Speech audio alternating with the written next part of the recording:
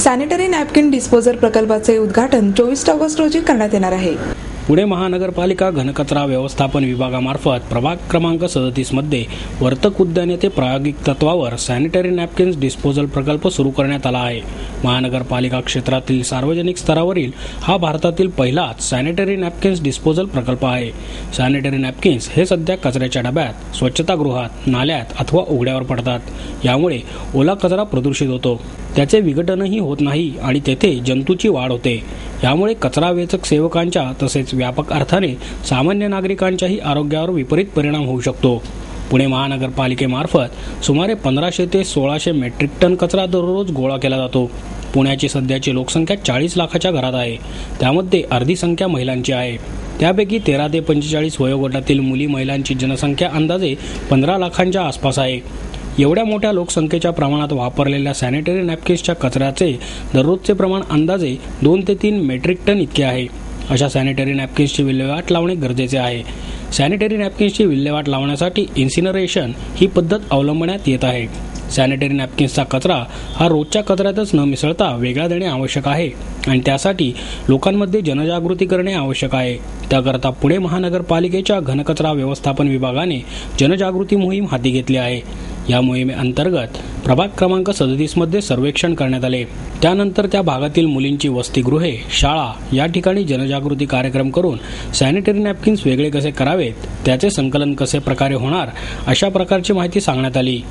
जन आधार सेवाभावी संस्था हे काम पुणे महापालिकेच्या मार्गदर्शनाखाली या प्रभागामध्ये करीत असल्याची माहिती या प्रभागातील नगरसेविका मुक्ता टिळक यांनी पत्रकार परिषदेत दिली. यावेळी नगरसेवक हेमंत रासने उपस्थित होते. या प्रकल्पाचे उद्घाटन 24 ऑगस्ट रोजी आमदार पंकजा मुंडे पालवे यांच्या हस्ते करण्यात येणार असल्याचेही टिळक यांनी सांगितले.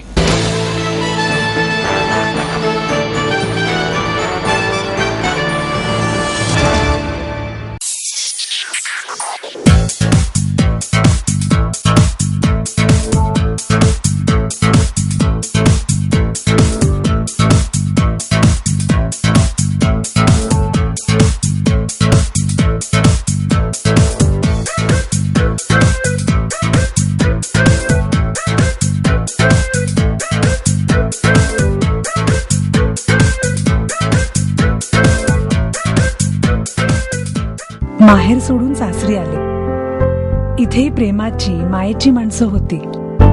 पण माझं भविष्य सुरक्षित आहे याचा आनंद, आत्मविश्वास वाढवणारा होता. Samruddha Jeevan multistate multipurpose cooperative society limited.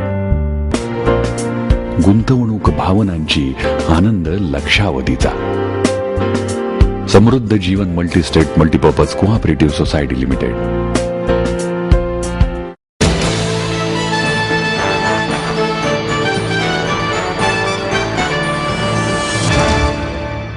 Srujan foundation व नांदेड सिटीच्या वतीने ज्योत्स्ना भोळे स्वरोत्सवाचे आयोजन करण्यात आले. याचे उद्घाटन ज्येष्ठ गायक पंडित रामदास कामत आणि उद्योजक कृष्णकुमार गोयल यांच्या हस्ते झाले. यावेळी पंडित कामत यांच्यासह आशा खाडिलकर आणि मृदुला तांबे यांच्या गायनाने 3 दिवसीय स्वरोत्सवाचा पहिला दिवस रंगला. फाउंडेशनचे अध्यक्ष प्रकाश पायगुडे, शौनक अभिषेकी, ज्योत्स्ना भोळे यांच्या कन्या वंदना खांडेकर, प्रकाश धोका आदी यावेळी उपस्थित होते. यावेळी स्नेहा देशपांडे आणि काजल मापारे यांना वार्षिक संगीत शिष्यवृत्ती प्रदान करण्यात आली. नवोदित गायिका मृदुला तांबे यांनी कुलवधू नाटकातील क्षण आला भाग्याचा या पदाने मैफिलीची सुरुवात केली. त्यानंतर त्यांनी सादर केलेल्या बंद रेशमाचे नाटकातील सजना का धरला परदेस या पदाने उपस्थितांची मने जिंकली. पंडित रामदास कामत यांच्या गायनाने मैफिलीत रंग भरले. त्यांनी गायलेल्या निर्गुणाचे भेटी आलो सगुणा संग या भजनाला दाद मिळाली. मैफिलीच्या उत्तरार्धात आशा खाडिलकर यांच्या गायनाने श्रोत्यांना मंत्रमुग्ध केले. लेऊ कशी वल्कला, नरवर कृष्णा समान, सूरत पियाबीनं आणि कारे ऐसी माया ही भैरवी त्यांनी सादर केली. उदय कुलकर्णी यांनी ऑर्गन, राया कोरगावकर यांनी हार्मोनियम, माऊली टाकळकर यांनी टाळ तर दयेश कोसंबी यांनी तबल्यावर त्यांना सुरेख साथ दिली. यावेळी सुधीर मोगे दिग्दर्शित ज्योत्स्ना अमृत वर्षिणी ही ध्वनी चित्रफितही दाखवण्यात आली.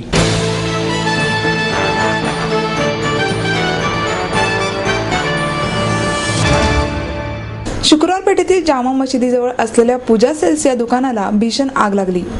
शुक्रवार पेठ येथील जामा मशिदीजवळ महेंद्र सुराणा यांच्या मालकीचे दुकान असून येथे राकेश सुभाष अगरवाल यांचे पूजा सेल्स नावाचे सजावटीचे साहित्य विक्रीचे दुकान आहे. इमारतीच्या तळमजल्यावर दुकान असून वरील दोन्ही मजल्यांचा वापर गोदाम म्हणून करण्यात येतो. या दोन्ही मजल्यांवर सजावटीचे सामान ठेवण्यात आले होते. दुपारी 1 वाजण्याच्या सुमारास दुसऱ्या मजल्यावर आग लागली. ही आग शॉर्ट सर्किटमुळे लागली असण्याची शक्यता पोलीस उपनिरीक्षक सिद्धवा जायभाये यांनी व्यक्त केली. आगीची माहिती मिळताच अग्निशामक दलाचे 2 बंब आणि 2 मोठे टँकर तातडीने दाखल झाले.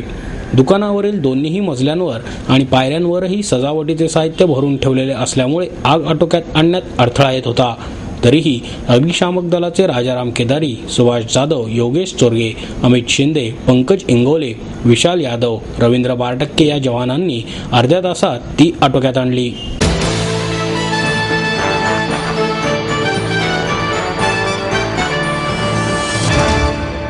आई वडिलांनी पै जमवून मला शिकवण्याचा निर्णय घेतलेला कळत होता. माझ्या उच्च शिक्षणासाठी त्यांनी मला कायमचा आधार मिळवून दिला होता. त्यांनी स्वतःसाठी कधीच काही केलं नाही, पण माझ्यासाठी Samruddha Jeevan multistate multipurpose cooperative society limited. गुंतवणूक भावनांची, आनंद लक्षावधीचा. Samruddha Jeevan multistate multipurpose cooperative society limited.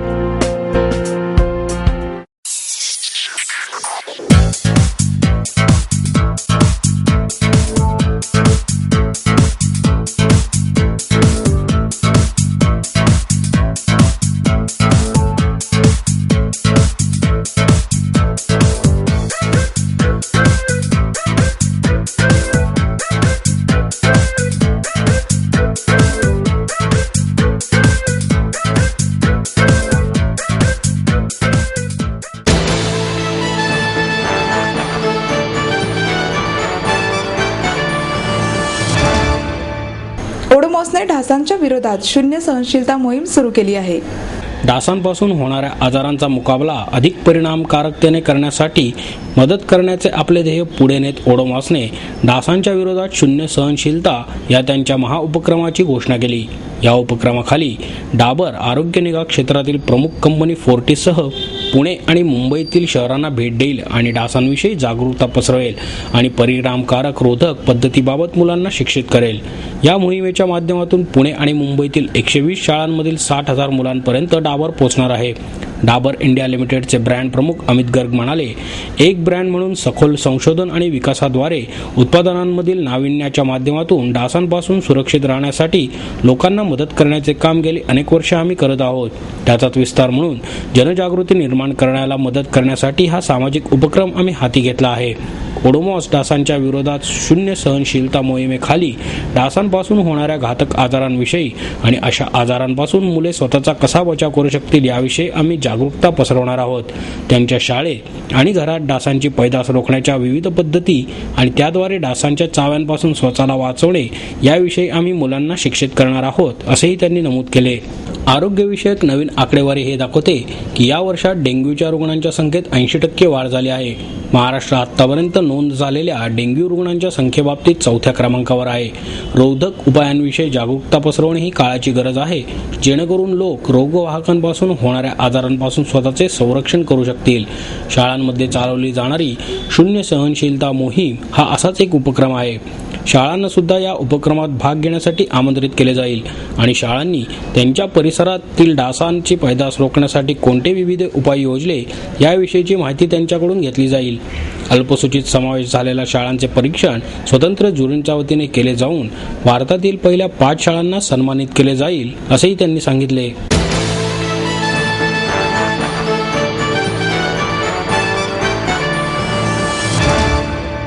Akhil Bharatiya Marathi नाट्य परिषदेच्या पुणे शाखेच्या अध्यक्षपदी रंगकर्मी सुरेश देशमुख यांची एकमताने निवड करण्यात आली.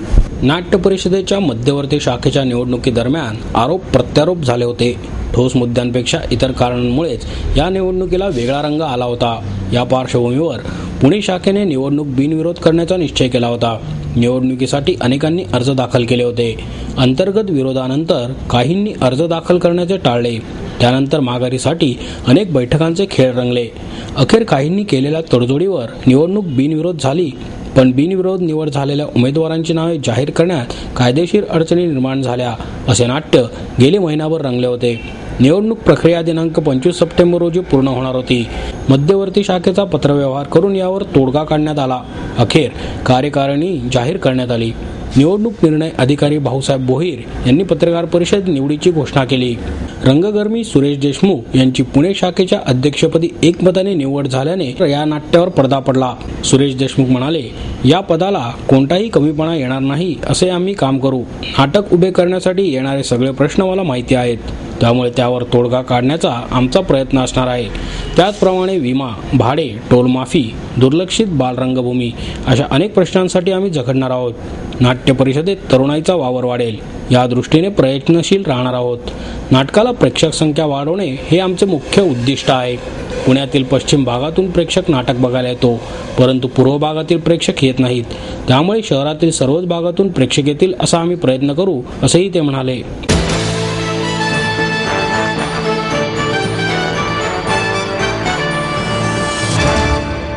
आपको देता है एडमिशन के साथ अपॉइंटमेंट लेटर भी.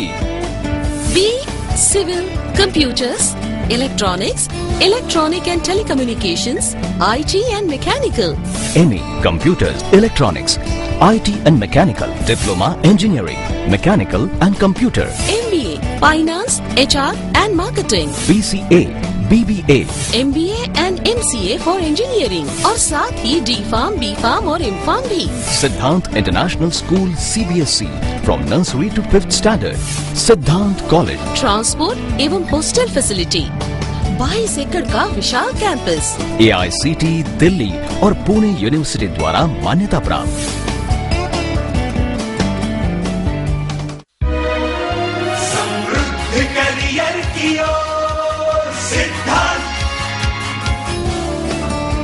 सिद्धांत कॉलेज, सुदुमरे, पुणे. एडमिशन के लिए आज ही कॉल करें या लॉग ऑन करें.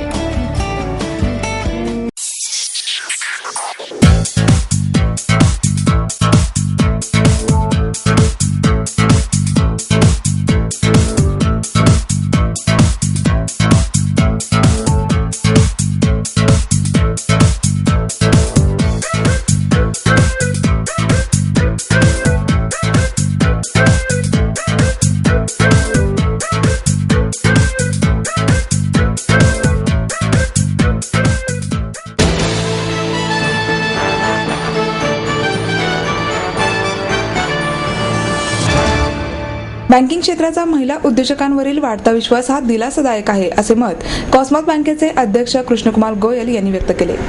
टिळक स्मारक मंदिरात आम्ही उद्योगिनी प्रतिष्ठानच्या वतीने आयोजित भव्य ग्राहक पेठेचे उद्घाटन गोयल यांच्या हस्ते झाले. गणेशोत्सव आणि सणांच्या पार्श्वभूमीवर ग्राहक पेठेचे आयोजन करण्यात आले आहे.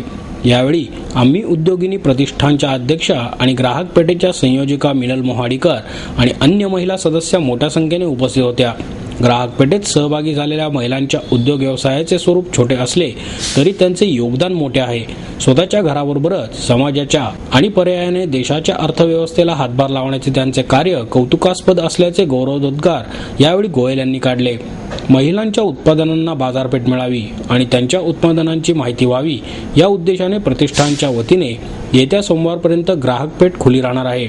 5 दिवस चालणाऱ्या या ग्राहक पेठेत कोसा सिल्क साड्या, ड्रेस मटेरियल, लहान मुलांचे कपडे, चांदी मुलामाच्या वस्तू, सौंदर्य प्रसाधने, दागिने, गौरी गणपतीचे दागिने, पूजा साहित्य, लोणची, पापड, मसाले, गृह सजावटीच्या वस्तू, फर्निचर, स्वयंपाकोपयोगी वस्तूंसह अन्य विविध कंपन्यांची उत्पादनेही विक्रीस ठेवण्यात आलेली आहेत. एकूण 90 स्टॉल्स या ठिकाणी उपलब्ध आहेत.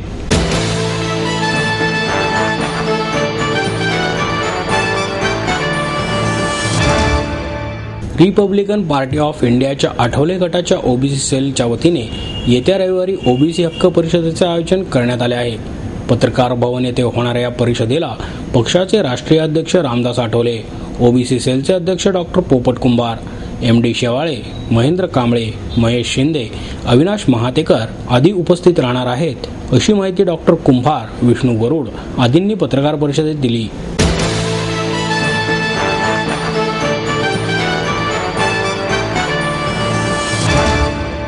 आपलं स्वप्न, आपलं मन, आपलं स्वतःचं घर हेच खरं धन. समृद्ध जीवन पार्क सादर करत